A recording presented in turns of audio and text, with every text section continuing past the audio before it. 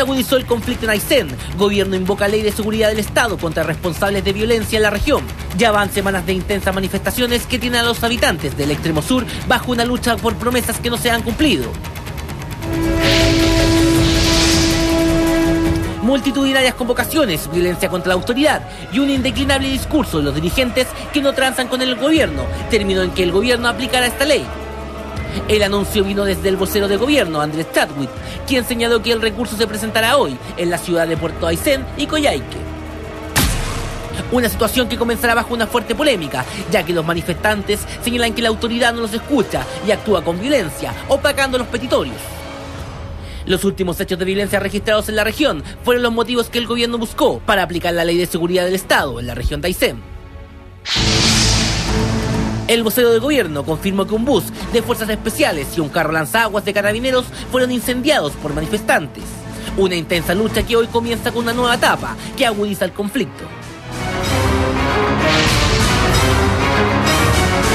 Una situación extrema, Felipe, lo que se está viviendo, además porque, como tú bien lo decías, cuando vive poca gente, una región muy poco poblada, la de Aysén, muy poco escuchada también históricamente, han debido recurrir a hacer una protesta extrema para ser oídos. Han sido postergados durante mucho tiempo los testimonios de personas que están a cargo de jardines infantiles, de colegios, que deben funcionar sin que les lleguen los suministros, con un precio de la benzina extremo, viviendo absolutamente olvidados y asumiendo que porque viven lejos tienen que pagar caro cuando los sueldos no son altos tampoco. Entonces, y además que viven una situación muy injusta. Acuérdate lo que pasó con el tsunami del año 2007 en el fiordo de Aysén y todas las promesas incumplidas del anterior gobierno. Entonces, bueno, la acumulación de rabia, de indignación, de impotencia de la ciudadanía. No estamos hablando del tema de la violencia. Aquí nadie que está en este programa, y quiero dejarlo absolutamente claro, nadie está a favor de la violencia, nadie está a favor de la quema, nadie está a favor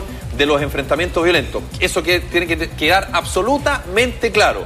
Otra cosa son las demandas legítimas y otra cosa es una realidad que está en las zonas extremas y que, ojo, a contar del 20 de marzo va a comenzar la movilización en Calama. Se anticipa lo de Arica. Y por lo tanto, el gobierno, creo yo, se le viene una situación súper compleja. ¿Por qué? Porque son situaciones que el gobierno no controla.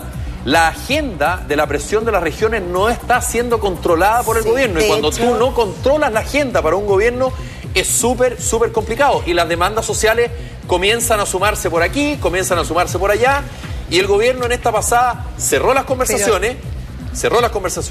Y está también denuncias muy graves del senador de Renovación Nacional por la zona, Antonio Horvath, que él tiene videos, dice, de la brutalidad policial con que se está actuando allá, y él señala: las fuerzas especiales de la policía uniformada no tienen absolutamente nada que ver, no tienen nada que hacer en Aysén. Entonces hay una situación, por una parte, de no diálogo, se suspendió el diálogo, pero también de estas manifestaciones donde no solamente hay quemas, en fin, sino que también hay denuncias concretas en que la policía otra vez no estaría cumpliendo como lo que debe y se estaría extralimitando en sus atribuciones. Para ir en sintonía con lo que tú decías al principio y sobre las manifestaciones violentas, eso definitivamente aleja a los posibles acuerdos, ¿no? Porque definitivamente cuando hay quemas, cuando hay mucha agresividad por parte de los manifestantes, las personas que deben generar los acuerdos, acercar las posturas, se alejan mucho más, porque dicen: esta vía yo no la voy a aceptar porque la violencia, la quema, porque hay gente que también sufre, que son los ayseninos, que además han visto cómo les cierran sus caminos, cómo además se agrava la situación. También hay que respetar esos derechos que también son muy importantes y que no contribuyen la vía para el diálogo. En este caso, y que es verdad lo que dice Felipe, se arrastra desde el tsunami que ellos vivieron el año 2007, exactamente. En esa oportunidad fue acallado completamente este tema, pasó por encima la actualidad, la propia agenda nacional, y una vez más se postergó a los ayseninos que han vivido, tal como los ariqueños, tal como la gente de Magallanes, siempre al margen de las decisiones importantes del país, de las decisiones importantes de los candidatos, y no solo de este gobierno, sino que han estado postergados la vida entera. Ahora, y eso es ¿qué significa que el gobierno presente querellas e invoque la ley de seguridad del Estado? Bueno, se agilizan los procesos judiciales, mayores facultades para decretar la prisión preventiva y el aumento sustancial de las penas para quienes resulten culpables de alterar el orden público. Ustedes dirán, es lo que corresponde hacer en un Estado de Derecho. Cuidado, el Estado de Derecho entrega las herramientas a las instituciones de este país para que este tipo de situaciones y sus responsables paguen. No es necesario aplicar la Ley de Seguridad del Estado. Yo se les quiero recordar a las autoridades de este gobierno la discusión del año pasado y del anterior a propósito de los comuneros mapuches, que se ocupó como argumento que ahora nosotros tenemos que lidiar con la aplicación de la Ley de Seguridad del Estado que se aplicó en el gobierno de la expresidenta Michelle Bachelet y nosotros tenemos que pagar los platos rotos.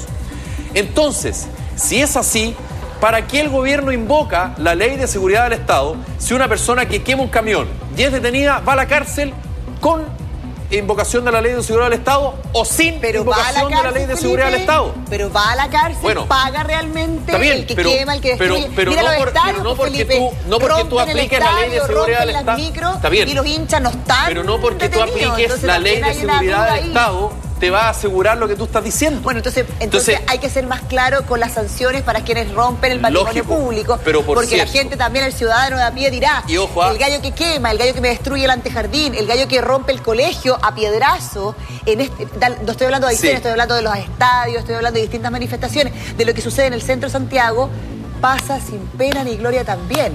Pero si ustedes se dan cuenta, el conflicto que se acaba de generar aquí o esta discusión es lo que se queda entrampado al gobierno. Si usted ha tenido la posibilidad de ver cuáles son los testimonios de las personas que están en la región de Aysén, o sea, a mí de verdad me llega a emocionar porque yo la otra vez vi una señora que tenía que bañarse con agua helada, había tenido que cortar su califón hace más de 6 meses porque ya no tenía plata para eso. O sea, es terrible. Son regiones que viven en condiciones adversas, sobre todo en las necesidades básicas. O sea, yo me pregunto, y perdón, y lo voy a decir así, usted, presidente, cuando usted manejaba su empresa, o si la maneja hasta el día de hoy, esto no es una empresa del país. La gente en una empresa se puede poner o no poner la camiseta, dependiendo del estímulo.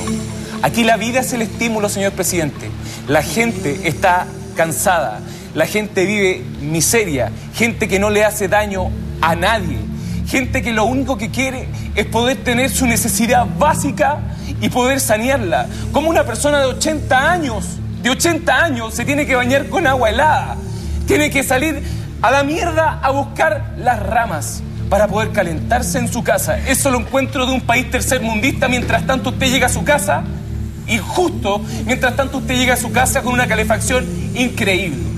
Perdóneme que lo diga así, pero me parece que mi país hoy día tiene que sacar la voz como lo está haciendo. No puede ser que la injusticia siga permaneciendo en los tiempos de hoy. Y te quiero complementar algo, Juan José, que a mí me parece también súper grave a propósito de lo que tú dices. Porque cuando uno ve en la situación en que está y las autoridades que están en la zona, con todo el respeto que me merece Rodrigo Álvarez, ministro de Energía, un ex diputado brillante, ex presidente de la Cámara de Diputados, actual ministro, el subsecretario Claudio Alvarado de la Subsecretaría General de la Presidencia, regresan a la capital.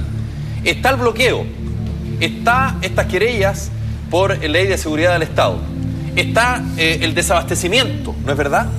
Bueno, lamentablemente, y acá tampoco hay que ser un experto en ciencia política, la conclusión es clara. El gobierno lo que está buscando es justamente cansar al movimiento. ¿Cómo cansas al movimiento? Bueno, que la persona que no ha comido en los últimos meses, las últimas 3 semanas, bueno, no coma en 30 días más. Y en 30 días más, cuando se le acumulen 60 días sin comer, esa misma persona va a decir, ¿sabéis qué más, compadre? Paremos el bloqueo y sigamos como estábamos antes. Entonces, cuando como gobierno tú buscas el agotamiento de un movimiento social, está viviendo en un país tiene aislado, eso de verdad.